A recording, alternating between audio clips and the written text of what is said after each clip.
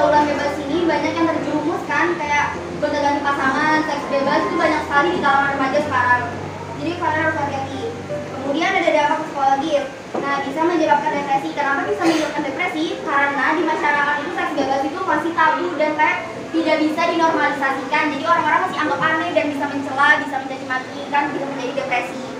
Kemudian ada memengaruhi perkembangan karakter, merasa menyesal dan bersalah hingga kehamilan di usia muda. Sedangkan kehamilan di usia muda ini, karena yang kedua, keterampilan menolak tekanan negatif dari teman. Yang ketiga, meningkatkan religiusitas. Yang keempat, menghindari tontonan negatif. Dan terakhir itu pendidikan kesehatan bagi remaja yang melibatkan perempuan. nah ada juga hukuman pidana bagi yang melakukan perzinahan tersebut.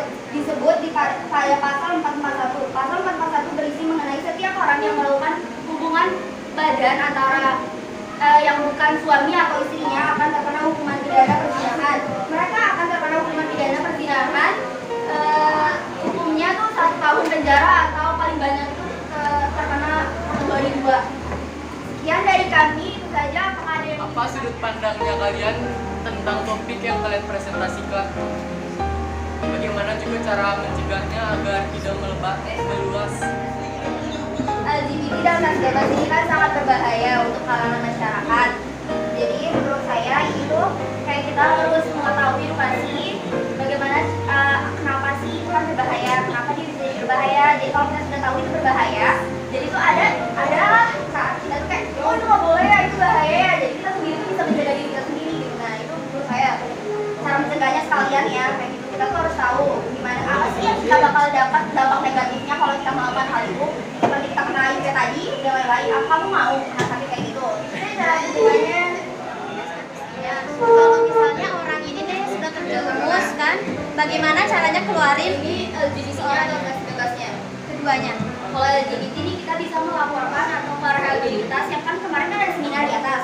Bisa kita laporkan ke pihak itu agar dibantu obati karena ini termasuk penyakit kelamin apa kayak hormon gitu, penyakit hormon itu. Kalau seks bebas misalnya dia sudah terkena HIV, dia udah kena sifilis, harus dilaporkan ke dokter langsung, insya Allah bisa diobati. Tapi kalau HIV memang nggak ada obatnya tapi bisa kayak dikurangi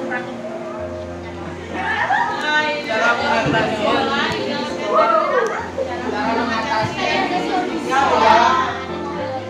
kayak gini kan kita melakukan edukasi, terus tuh kita juga melakukan seminar kayak gini nih untuk kayak mencegah seseorang. Misalnya nih ada yang nggak tahu dia tuh bagian dari LGBT tapi dia penyuka sesama jenis, tapi dia nggak ngerti kalau itu tuh LGBT. Jadi kita kasih tahu kayak gitu nggak boleh, itu nggak boleh kayak gitu. Atau kan dia juga bisa kayak jujur kan di sini ada BK kan, boleh kok sebenarnya kayak cerita-cerita konseling ke BK.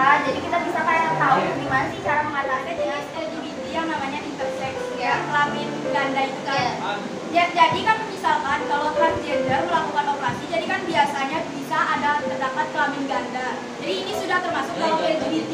Terus gimana jika ada kelainan pada seseorang yang memang dari lahir sudah alami memiliki kelamin ganda, kelamin ganda. Jadi ini termasuk ke dalam jenis LGBT atau Bisa enggak? disebut LGBT ini kalau misalnya seperti ini, dia pertama dia lahir dari jadi perempuan kan, tiba-tiba dia mungkin kelaminnya berubah jadi laki-laki, itu bisa terjadi dan dia bisa menyukai perempuan, itu bisa terjadi LGBT.